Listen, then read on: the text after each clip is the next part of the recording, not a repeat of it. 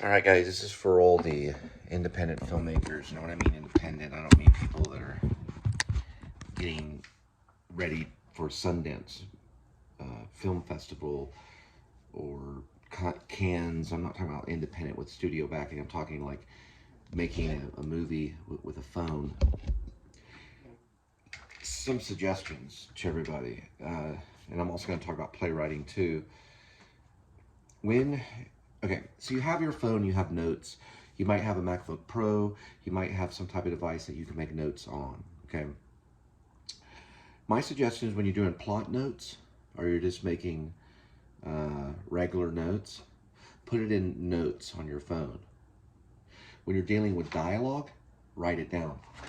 What I mean is use a pen to write down your dialogue. You have more creative control, less annoyance like advertisement coming in on the phone or whatever.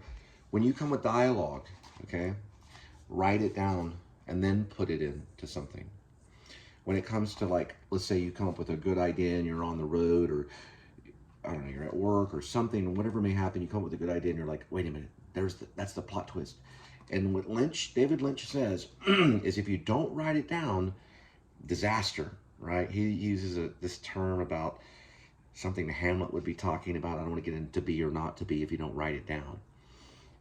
But what I mean is that if you don't write it down, it can get lost in the world of your thoughts. So you come up with the plot twist. It's a specific thing. That's what you're looking for. And you don't have this, right? Go ahead and put it into notes. Put it into the notes, right? Reason why is because you want that to be your clear structure. Now, you can see here that I have put in notes for plot twist or whatever, but I put a little storyboard right here. That's going to help me when I'm making the film. I can keep this thing. Godard would do it. Jean-Luc Godard would do it. Here's some more, right? That gives me ideas to riff on so that I can access it. You don't have to have storyboards. These aren't exactly like Hitchcockian storyboards. Okay, this is for the movie Cat named Crook. A Cat Named Crook that I'm working on. That's a combination of Blue Velvet, and I didn't really put it in here, but No Country for Old Men, which two of the characters are film buffs. One being Bird, who there's no age limits on any of these characters. I didn't put genders on them either. But Bird is like a YouTube vlogger or whatever that gets wrapped up in this thief circle. Hopper Head, who's loosely, very distantly based on Frank Booth from Blue Velvet, is also the character itself within the movie, likes the movie Blue Velvet and talks about it. Even does this helium thing where he inhales helium and says, you know, I won't say what he says, but he's making a joke about the movie, a side joke. So you get the idea that he kind of represents a villain, even though he's kind of good, and he gets redeemed later on in the movie. He finds redemption and decides not to thieve anymore, and it's all has to do with these phones, okay? Which I'm gonna be using a series of like 7 phones. I started off with an HTC Merge in 2012. Then I got a, it's called a Mini. It's a Motorola. Then from there, I got a Samsung 7. Then from there, I got a Samsung 8, which I put the filmmakers on, at least one scene, which you may have seen on my channel, got some views. It was a possible comedy that I was working on. Then after the Samsung 8, I went ahead and got, after having problems with this one had some virus problems and stuff. It has a lot of important stuff on it. I got this phone, which is the iPhone 11, which has been the best thing. It's changed my life, especially creatively. So when you're doing the film, go ahead and put your storyboards along with the dialogue as well, because you're going to get an idea of what it's going to look like while you're making the movie with the dialogue. Okay, so why is it important to have the dialogue and write it down really quick? Because you have more freedom. When you're dealing with dialogue, you just want it to come out. You want it to spill out. Then take that and put it into a system. That was my major note that I wanted to make today about writing dialogue. So you can do structured notes and everything, but don't put your dialogue in a typing kind of situation. Dialogue comes out like music, okay? Another thing too about filmmakers. So your dialogue is kind of like music, so you want it to come out freely. You don't have to follow these rules. These are just tips and stuff. Music. Get some type of instrument. If it's a flute, if it's a recorder. I think Linda has one of these over here. She has one of these, right? Get something that you can manipulate, right? So let's say the song, I did a like a kind of a cable series called Glorious Glo Hands. It's basically a supernatural crime thriller about time travel and these two detectives that one has a thing with luminol. We've done some scenes like this kind of magic luminol that can tell the history of the blood. It can tell if it's the gender is male or female, and it can tell the nation and all this like craziness. And that was Colt's character, C-O-L-T, and then Catch was prophetic, and she could speak in tongues, and she could dream what happened with the murders. And they first start off in real time. They do research on a 1969, kind of like a Golden Gate murder. It was like a cop or security guard that was out like a serial killer, and they go on his trail and find him because of these cigarette buds, and they do this thing with the luminol and all this stuff. Well, from all that, it came from a song first.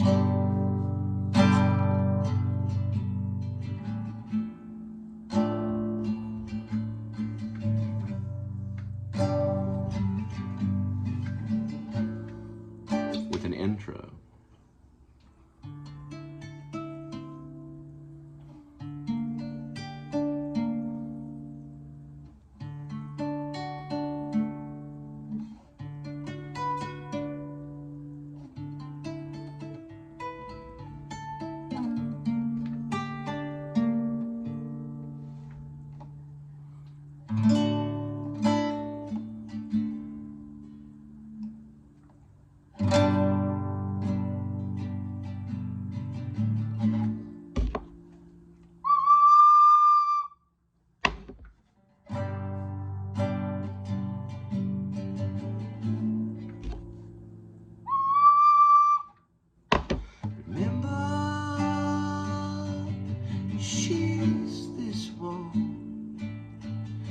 Woke up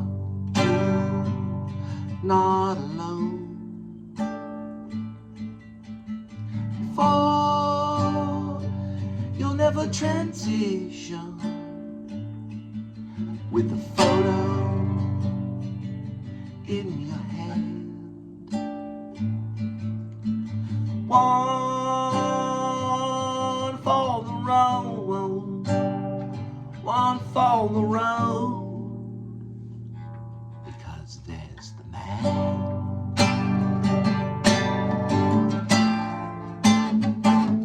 There's the man. Added something.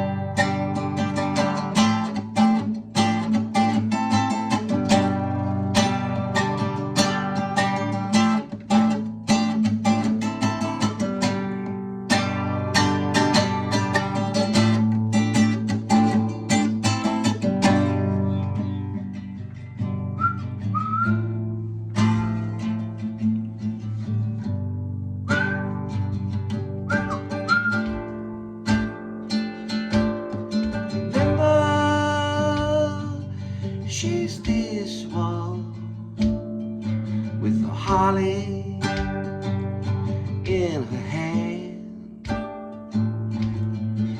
Before she'd never transition with nothing in her hands. One for the road, one for the road, because there's the man.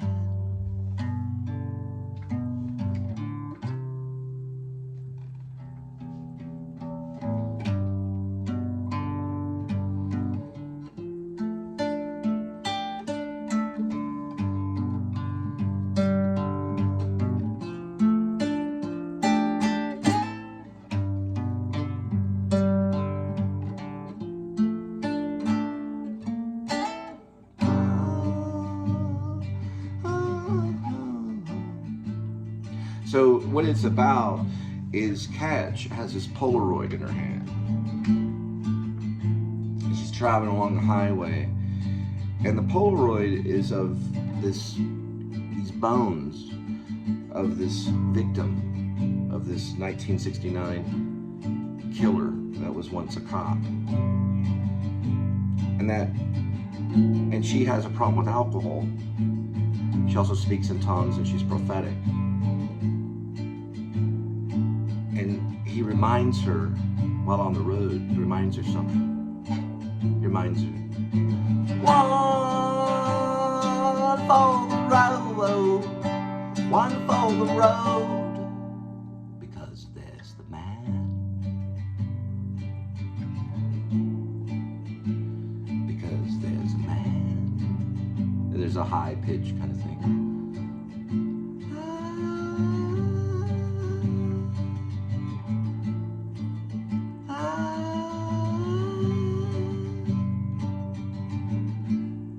That will go up singular. So I just wanted to talk about that because listen, I'm not the only one that does this kind of stuff.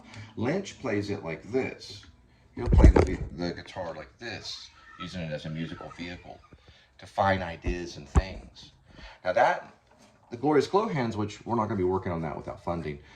Glorious Glo Hands is based on a song first. Then the series came along. So to experience the writing of it and to experience the post-production, I went out and I got some luminol. Now this is not actually luminol because we did scenes from it. So with this thing right here, we used this for the pink because the luminol turns pink if it's female blood. It turns blue if it's male, and it'll turn different colors for different animals. It'll also turn different colors for specific nations as well. So this is what the luminol here is. It is right here. So if it was like, let's say, a bird or something, it would turn the color of that particular bird, not the color of the bird, but it would turn a certain color representing that it was bird's blood or a crow's blood or whatever. But if it's a person's blood, it would turn a certain color, and it's called Glorious Glo Hands, is what he calls it. He has a nickname, a slang. Colt has a slang thing which he calls the new wine. They eventually learned to time travel because Colt is a scientific genius. He builds a silver screen and they go to sleep and the screen goes over them and they just vanish into time. Then they reappear. In the first research, they accidentally reappear during the time right before Ronald Reagan is shot. So they travel to where Hinckley would be and they investigate the whole thing. They just kind of investigate. Then they go back to the regular time. They learn to time travel again, and they time travel to investigate the killing of JFK and Oswald in Dallas. They just kind of witness it and investigate and take blood samples to make sure that it's all correct. And then that's a story. And then they travel again and they go back in time to investigate who shot Abraham Lincoln. And they investigate that. So it's kind of a historical series. Then they travel back, way back to the time of St. Paul, Apostle Paul, known as Saul, who held the coat of Stephen. So they see the martyring of Stephen, of St. Stephen. Then they travel back again before they return under the scrim. And they have to go to sleep in order to time travel, and they wake up under the scrim. It's like a silver scrim, and they go to the crucifixion to take samples of the cross. And what they find out is the blood is all these different colors. It represents all the nations. It represents all everything, all animals and everything. The blood is magnificent when he does the research on it. And that's the character of Colt, which is also a film buff. He's also a Batman fan as well, and he loves detective stories and stuff. They don't work with law enforcement. They're independent. They inherit their own vice. Okay, so they're independent and they inherit the fact that they can investigate anything. Write it down. Use a pen.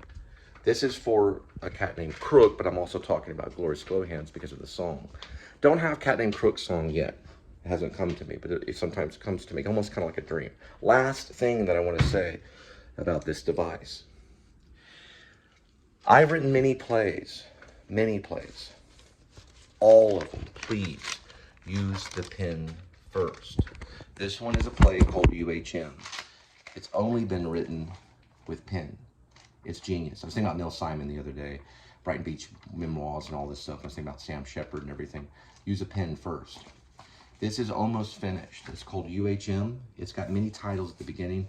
Has a very abstract beginning that has almost kind of like a monologue. It goes through the life of two characters, okay? One character's name is Ash. The other character is named Sniffles. And it's kind of a Waiting for Godot kind of thing. It has to do with knocking on doors and jet planes flying over. There's places marked where jet planes fly over. And it's not all just fiction and dream. There's a lot of reality in it. It's written a lot like vaudevillian comedy between Ash and Sniffles. Ash coughs and Sniffles will cough a little bit more. So it's kind of hinted during the time of possibly COVID and stuff. But it's called UHM, and it's a play. It's all been written with a pen, different pens. Okay? Use techniques. Find different things. Get a dream journal. Find ways to get it out there. Get the story out there.